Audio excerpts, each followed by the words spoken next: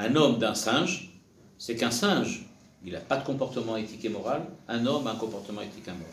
C'est-à-dire que si Darwin, enfin peut-être pas Darwin lui-même, enfin si la théorie de l'évolution, qui est une théorie, et a vraiment raison, alors ça n'empêche pas, on ne pourra jamais trouver ce qu'il cherche jusqu'à présent, à savoir quelque chose qui serait intermédiaire entre un singe et un homme. Parce que ou tu as un sens éthique et moral, ou tu n'en as pas. La seule différence entre un singe et un homme qu'il a, c'est que l'un a un sens éthique et moral et l'autre pas. Si tu trouves un singe qui a un comportement moral, c'est un homme. Et si tu trouves un homme qui a un comportement animal, c'est un singe. Donc il n'y a pas de... Il n'y a pas de truc entre les deux. Donc tu es ou là ou là. Okay, si tu peux être ou là ou là. Donc tu ne peux pas dire qu'il y aura quelque chose d'intermédiaire. C'est-à-dire quoi? Un singe qui ferait que la première partie du Shulchan Aruch, je ne sais pas, quelque chose comme ça, quoi. Qui dirait, je ne sais pas, je ne suis pas d'accord, je ne sais pas, quelque chose comme ça. C'est pas envisageable. Donc il dit c'est la seule chose qu'il peut faire. Mais il se trouve que, ok, alors, il y a le monde, il y a l'homme. Alors on prend l'homme, c'est la moussa, et le monde, c'est le mar, c'est les choses. Et on a dit, au niveau de l'homme, le corps. Alors qu'est-ce qui est le mi de l'homme? Qui est le mi de l'homme? Eh bien, son esprit, la neshama. La neshama. La neshama, c'est le mi. Donc nous aussi, on a les deux parties. On a le monde face à l'homme, et à l'intérieur de l'homme, le corps face à la neshama. Et donc on a les deux. On a le ma et le mi qui se retrouvent ensemble. Et alors maintenant, qu'est-ce qui se passe? Pourquoi, c'est ce que pose la question Mathieu, pourquoi on nous a raconté donc les 6 jours de la création, et puis après on nous raconte la création de l'homme? Nous, ce qui nous intéresse, c'est que l'homme. Donc alors pourquoi on nous a raconté ça? Il a dit oui, c'est ce qui était avant pour comprendre. Alors maintenant, comment on comprend ça? Il dit, regardez bien, le ma, même he, il dit c'est une gematria, ça, tout le monde sait, c'est facile parce qu'on n'est pas encore, on ne dépasse pas 100, tout le monde arrive à faire les calculs. Ma, ça fait combien? 45. Pas de faute de calcul ici. 45. Ok, quand on fait 45, Adam, c'est combien? Ah. 45. Alors là, on ne comprend plus. Ma, c'est 45. Ma, c'est le monde. Et l'homme, il fait aussi 45. Alors c'est pareil, ça ne fonctionne pas. Et ma, c'est l'homme, alors c'est pas l'aîné. Il dit, oh, pas du tout. Quel est le but du ma? Quel est le but du monde? C'est de servir de maison à l'homme. C'est pour ça qu'il est là. Donc, qu'est-ce que fait l'homme? L'homme, Adam, il va prendre le ma et il va le transformer en mi. Donc, c'est pour ça qu'il a le ma en lui. Il a le ma en lui. Donc, il prend le ma et il en fait un mi. Il lui rajoute 5. Et donc, ce qui va se passer, c'est que le but de la création et tout ce qu'on nous a raconté pendant les 6 jours, tout ça, c'est pour nous expliquer dans quelle demeure réside l'homme. L'homme réside dans une demeure qui est le monde. Et donc, quand il réside dans cette demeure qui est le monde, il a comme but, comme mission, de prendre ce qu'il y a dans le monde et de l'en faire autre chose. Comment peut-il le faire? En général, il le fait d'une très bonne manière, une manière qu'on aime bien, c'est qu'il mange. C'est ça ce qu'on fait. On prend du ma, on en fait du mi. Voilà, ça on dirait. Bien que nous, avec la baguette, on préfère la croûte à la mie. Ça, c'est une autre histoire. Donc, on mange. Donc, ça, on est d'accord? On prend, par l'intermédiaire de l'éthique et de la morale, l'homme, en choisissant, en prenant ses responsabilités, il donne un sens au monde. Tout le monde est là que pour permettre à l'homme de pouvoir faire le choix. L'homme qui est le seul îlot de Bechira Chofshit, le seul îlot de libre arbitre à l'intérieur de la création, il est le seul.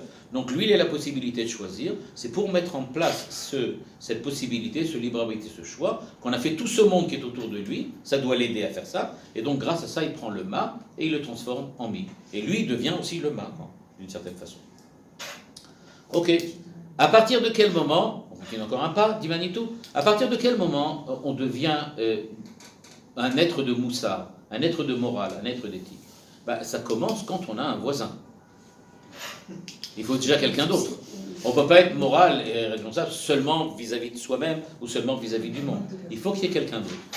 Donc à partir du moment où il y a 2 hommes, se pose le problème, ce que Manitou appelle l'équation de fraternité.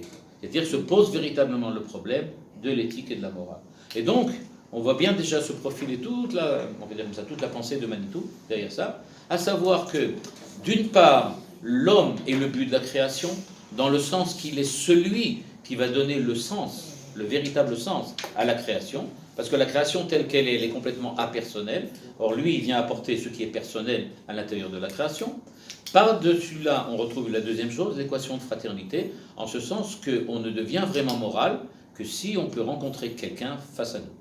Et tout cela pourquoi? Il le dit ça d'une manière très très belle. Il nous dit, le problème il commence quand on se trouve avec quelqu'un. Parce qu'il y a de deux choses l'une. Ou bien c'est lui qui est important, ou c'est moi qui suis important.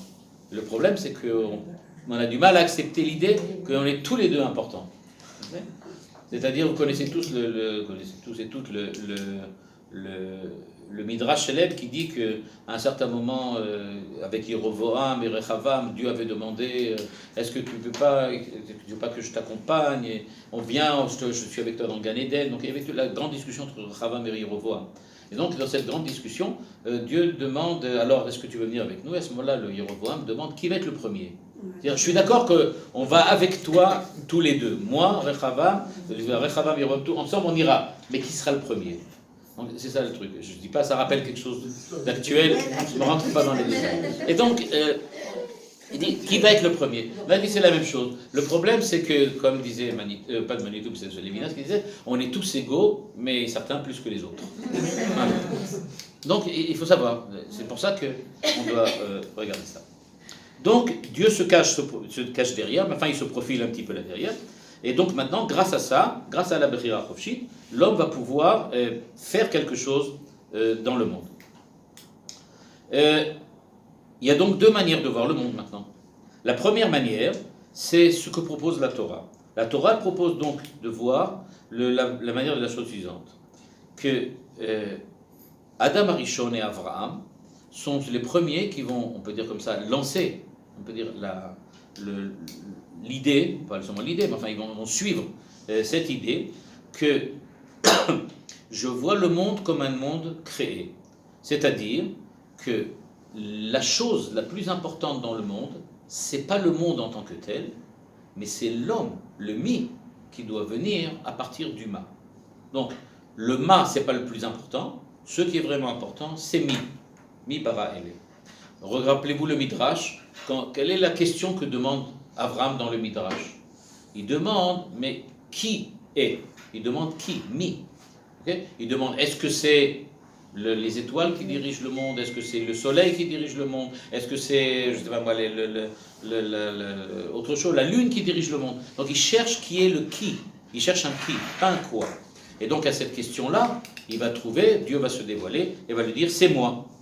Donc dans cette idée-là, okay, ce que l'homme perçoit, c'est qu'il se dit, je ne suis pas moi-même un être qui vit par lui-même, mais je suis un être qui vit parce que j'ai reçu la vie.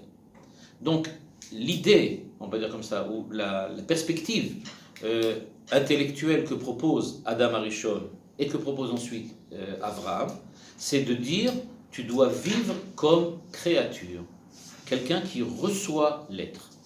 C'est ça ce que tu dois faire. Tu es dans un monde dans lequel tu vas prendre des responsabilités, tu es libre, etc. Pourquoi? Parce que toi, tu as reçu l'existence. Ce n'est pas quelque chose qui te revient, ce n'est pas quelque chose que tu as toi-même créé, c'est quelque chose que tu as reçu. À l'opposé, celui qui refuse cette idée, cette manière de vivre, on peut dire comme ça, cette manière de voir les choses, celui qui la refuse, lui pense que non, je n'ai pas reçu la vie et l'existence. Moi, je suis un être qui existe. Je suis là, c'est moi qui suis. C'est moi qui fixe qui je suis. C'est moi qui suis qui il est. Par exemple, quand Dieu dit « Ayez Asher Ayez », c'est-à-dire qu'il dit à Moshe Rabbeinu, si tu veux savoir qui je suis, alors je suis celui qui est. C'est-à-dire celui qui ne reçoit pas l'existence de n'importe qui d'autre. Je ne reçois pas l'existence d'ailleurs. Je suis celui qui est. Et donc, quand un homme dit « Ani Ayez Asher Ayez », alors il est vraiment à l'opposé de ce que veut la Torah. Parce que lui dit, c'est moi qui dis qui je suis. Comment on appelle ça? Eh bien on avait vu que Adam et Avraham sont ceux qui disent nous sommes des créatures, et qui est celui qui dit je ne suis pas une créature, mais je me suis créé lui-même. C'est par exemple Nimrod, mais avant lui, le Nachash. Le Nachash du Gan Eden, c'est celui qui dit ça. Il dit, je suis celui qui est. C'est moi qui fixe qui je suis. Chez Manitou, ça s'appelle Adam Ativi, l'homme naturel. Ça ne veut pas dire un homme qui vit de façon naturelle, qui soit végétarien par exemple, mais ça veut dire un homme naturel, c'est un homme qui se voit comme partie intégrante de la nature. Je suis partie intégrante de la nature. Je suis un être naturel. Et donc, si on prend maintenant à l'opposé, si on regarde l'opposition, c'est ce que fait Manitou dans la deuxième partie du chapitre, il nous dit, regardez bien, on a donc maintenant deux voies qui s'ouvrent devant nous. Une voie, Adam Arishon et Avraham, l'autre voie, le Nachash, et ce qu'on appelle l'homme naturel. Donc, qu'est-ce qu'on va trouver chez l'un, qu'est-ce qu'on va trouver chez l'autre? On va trouver chez l'un, par exemple, que Adam et Avraham se considèrent comme des créatures. Pourquoi? Parce qu'ils ont à remplir un rôle éthique et moral à l'intérieur du monde. C'est Adam et Eve. Et qui c'est qui est en face? Le Nachash, il va dire, moi je me suis créé moi-même, et je suis partie intégrante de la nature. Comme par exemple ceux qui vous diront, qu'est-ce que c'est que le cœur? C'est avoir des sentiments. Ça c'est Adam et Avraham. Et d'autres qui vous diront, qu'est-ce que c'est qu'un cœur? C'est un muscle. Donc quand tu dis ça, qu'est-ce que tu réponds? Tu dis, en fait, tu dis, c'est un muscle. Je ne considère pas, il n'y a rien d'important là-dedans, on peut dire comme ça, de valeur qui ait de sens, de signification. Tout ça, ce n'est que de la chimie, de la physique, c'est tout. Il n'y a rien d'autre que ça. C'est le monde de la nature. Donc, dit Manitou, il faut bien voir qu'il y a les deux choses. Celui qui se voit comme partie intégrante de la nature, et celui qui est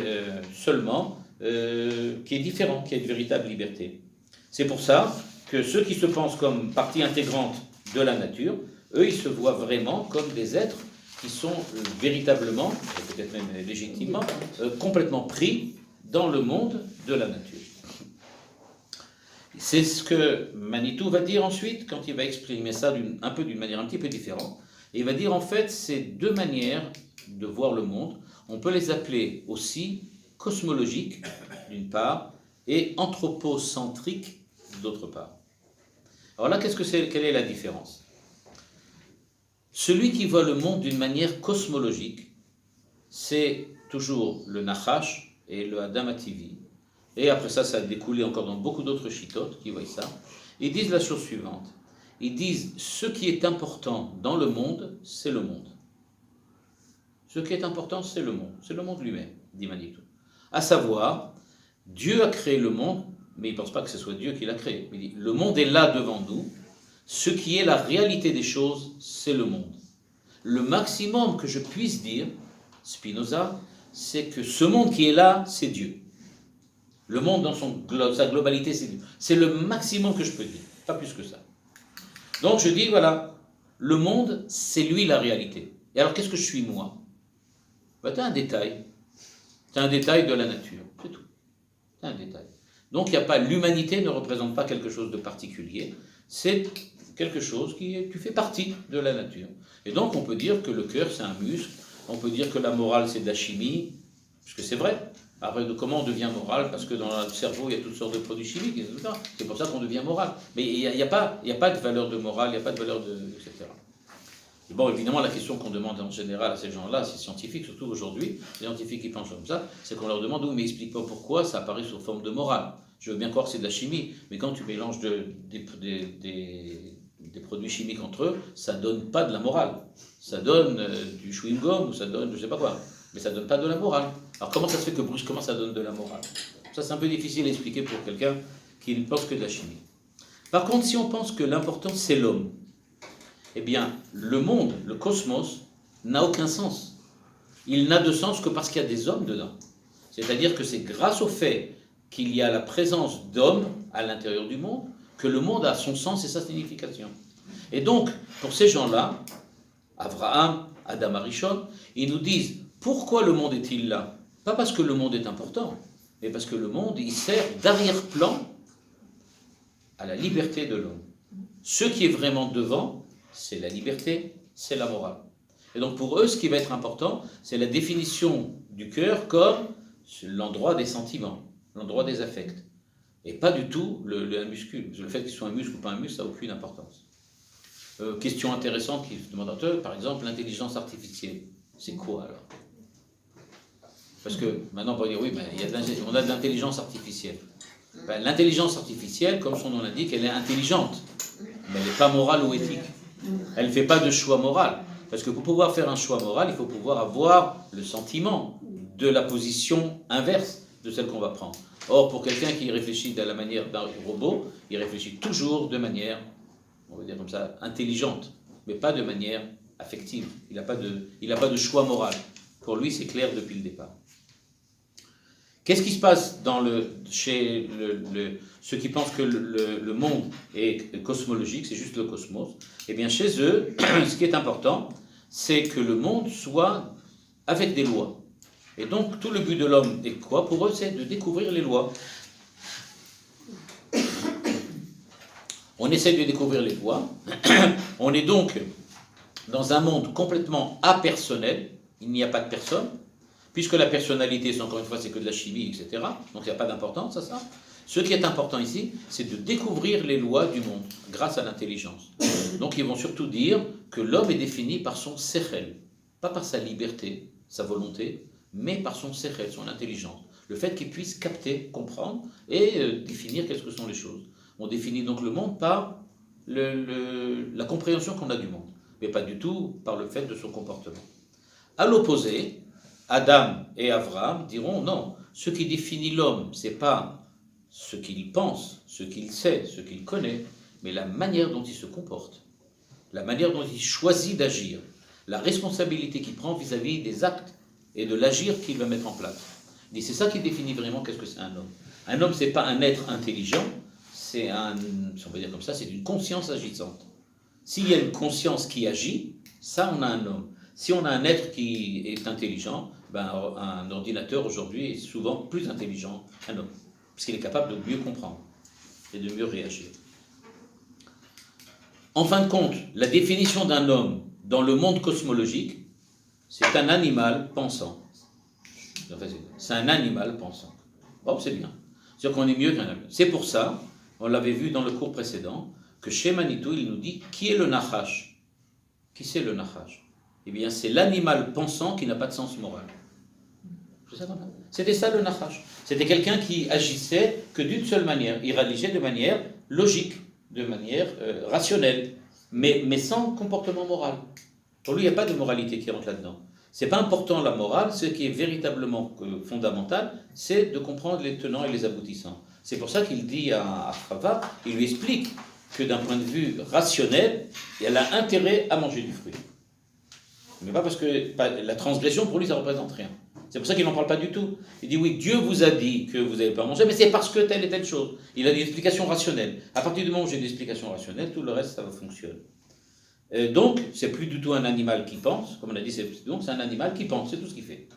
Par contre, d'après celui qui est comme Abraham et Adam Arishon, face à l'animal qui pense, on a l'homme qui est le but, le summum de la création. La création, elle est là, et l'homme n'a pas de but comme but de comprendre la création, mais il a le but d'agir, c'est sa maison, c'est sa demeure. Et donc il est dans une demeure, et il doit agir dans le cadre d'une demeure. Le sens moral, il n'est pas vis-à-vis du monde, il est vis-à-vis des autres hommes. D'où l'équation de fraternité de Manitou. C'est-à-dire, dans quel espace je vais utiliser ma liberté, dans l'espace de la fraternité et dans l'espace du social. C'est à ce niveau-là que je mets en place la morale. Mais vis-à-vis du monde, je n'ai pas véritablement une implication morale en dehors du fait que la Torah me dit qu'on a le droit de manger, qu'on n'a pas le droit de manger, etc. Mais c'est tout ce qui est important. D'après ceux qui pensent que le monde n'est que le cosmos et que l'homme n'est qu'une poussière à l'intérieur du cosmos, eh bien, la seule possibilité réelle pour l'homme, c'est d'être désespéré. Pourquoi? Parce que dans un monde dans lequel je suis un grain de sable, je n'ai pas beaucoup d'espoir de pouvoir faire autre chose que de disparaître. Et par exemple, toutes les pensées existentielles, en fait, qu'est-ce qu'elles ont fait? Elles ont essayé de découvrir en l'homme le sens et la signification du fait d'être un homme. C'est-à-dire, ils ont essayé de dire, ok, je me coupe de toutes les réalités religieuses, etc., qu'il y avait jusqu'à présent, et j'essaye de réfléchir comme si tabula rasa, je commence à zéro. Je suis un homme, je ressens que je suis un homme, à partir de là, je veux découvrir quelle est la signification de ma vie, quelle est la signification de mon existence. Et pour pouvoir définir la signification de mon existence, je commence à réfléchir. Qu'est-ce que j'ai devant moi? Qu'est-ce que je dois faire, etc. Eh bien, on arrive avec Heidegger, avec Merleau-Ponty, avec Sartre et avec d'autres encore, on arrive à cette conclusion qu'en fin de compte, la seule chose que je suis, dit Heidegger, un être pour la mort. Même Rosenzweig, par exemple, dit, la chose qui fait agir l'homme au départ, qui le fait réveiller, c'est le fait qu'il sait qu'il va mourir. C'est-à-dire que tout le monde voit la mort comme un butoir, et donc, puisque la mort est comme un butoir dans lequel on ne peut pas dépasser, donc effectivement, on a un blocage. Et on se dit, qu'est-ce qui nous reste? Le désespoir. Alors donc, il y a deux possibilités. Soit je pleure de désespoir, certains philosophes le pensent, la seule chose qui te reste à faire, c'est à pleurer, que tu peux faire. Soit, deuxième possibilité, qui n'est pas meilleure, c'est de dire, oublie. Oublie que c'est comme ça. Essaye de vivre comme si ça ne l'était pas. Mais Heidegger dirait, mais tu ne vis pas vraiment. Si tu vis en oubliant que tu es la finitude, si tu vis en oubliant que tu vas mourir, c'est pas la vraie vie, ça. La vraie vie, c'est quand tu prends vraiment conscience de qui tu es. Et quand est-ce que tu sais qui tu es? Quand tu sais que tu meurs. Là, c'est vraiment important. À ce moment-là, tu vis vraiment bien. On ne vit vraiment bien que quand on meurt. À l'opposé, oui, sinon, puisque la seule capacité, on va dire d'une certaine manière, c'est pas idiot ce qu'il dit à Heidegger, il faut aussi le penser aussi dans ce sens. Lui, il dit, si maintenant je me coupe de toute la tradition juive, etc., qu'est-ce qui me reste en fin de compte? La seule chose, la seule certitude que j'ai, c'est pas que je suis un être pensant, c'est que je suis un être mourant. C'est ça vraiment qui est sûr. Ça, je vois bien que c'est mourant. Donc c'est ça qui est important. Donc il dit, voilà, maintenant comment prendre ça et vivre avec ça? C'est ça, c'est prendre conscience du fait que je suis mourant. C'est donc que je vais disparaître. Quand je prends conscience de ma finitude, à ce moment-là, je peux véritablement réagir. Face à ça, Adam et Abraham diraient, la seule chose qui reste, en fait, vraiment, c'est d'agir, c'est de faire quelque chose. Donc il dit, voilà, tu es dans un monde dans lequel tu peux agir, dans lequel tu peux faire. Donc si tu peux agir et tu peux faire, alors fais quelque chose. Agis. Et à ce moment-là, ce qui est important, c'est la moralité, l'éthique. Tu agis et tu fais. Et à partir de ce moment-là, tu pourras véritablement réaliser ce que tu es. Et comme je disais au début du cours, et que Manitou dit tout à fait à la fin, chaque fois que vous rencontrez un philosophe qui vous dit qu'il est persuadé que l'homme est libre, c'est que c'est sûrement un philosophe croyant.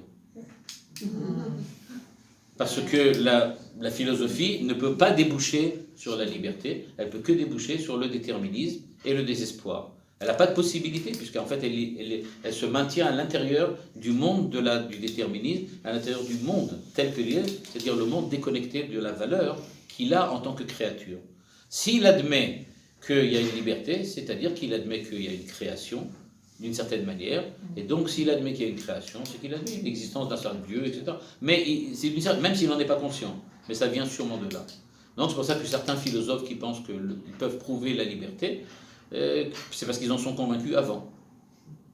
Et en général, la plupart des philosophes, ce qui est intéressant, c'est que les philosophes qui pensent que l'homme n'est pas libre, certains, il y en a beaucoup aujourd'hui, qui pensent que l'homme n'est pas libre, il n'empêche que le matin, il se lève quand même pour aller travailler. Alors qu'a priori, on pourrait se demander pourquoi, puisque de toute façon, tu n'es pas libre. Si tu dois avoir de l'argent, non mais voilà. Donc c'est-à-dire qu'en fin de compte, au fond d'eux-mêmes, de dire que l'homme n'est pas libre, c'est une manière de définir leur position en tant qu'homme libre. C'est-à-dire, je suis libre et je choisis de dire que je ne le suis pas. Mais c'est quelque chose qui veut dire, en fin de compte, rationnellement, je ne peux pas l'être. Ce que je ressens, c'est une espèce d'illusion. Voilà, ça c'est le troisième chapitre de Manitou. Le chapitre d'après, ça va être sur le Shabbat. Donc le prochain cours sur le Shabbat. Quelques